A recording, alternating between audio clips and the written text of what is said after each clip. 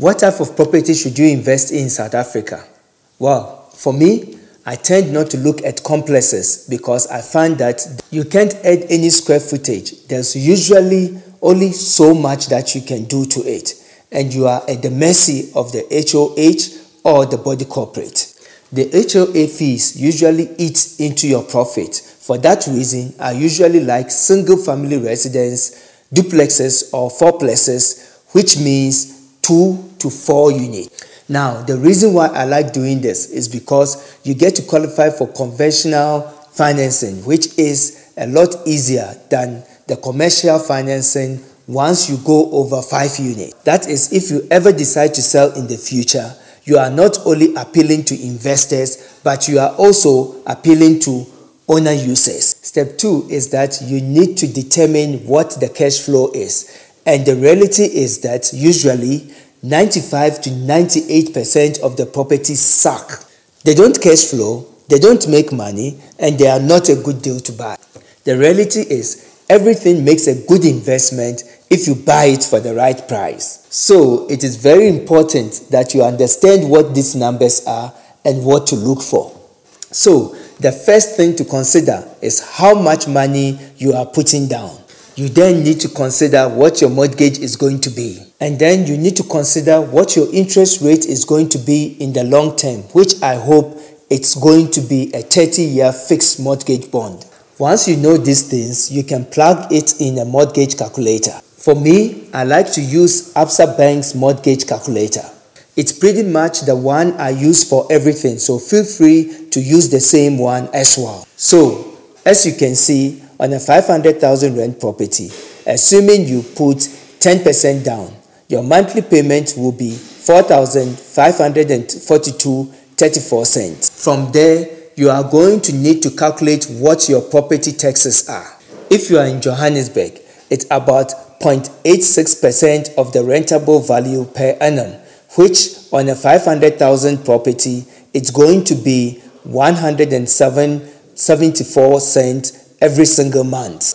From there, you will have to add insurance. For me, my properties are usually between 300 to 450 a month. I recommend speaking with your insurance agent just to find out a ballpark number, and you can go and use it. From there, you are going to have a lot of random expenses that come up. It could be a gardener, random maintenance, or whatever it might be. I'll usually throw in like 10% of the monthly mortgage as a buffer, which with this example is about 450 a month.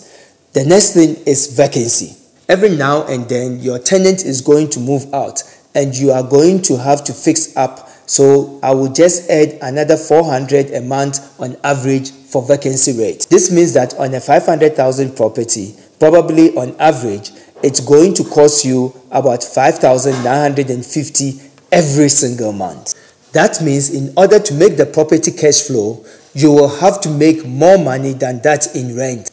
So let's say, for the sake of this example, your 500,000 rent property is going to be rented out for 6,800 every single month. That means you should see about 850 per month cash flow on a 50,000 down payment investment, which works out to be about 20% cash on cash return. And also, in addition to the 850 a month that you are getting, you are also paying down the loan in the form of principal. This means that in the first year, you are getting an additional 1,570 in equity in the property.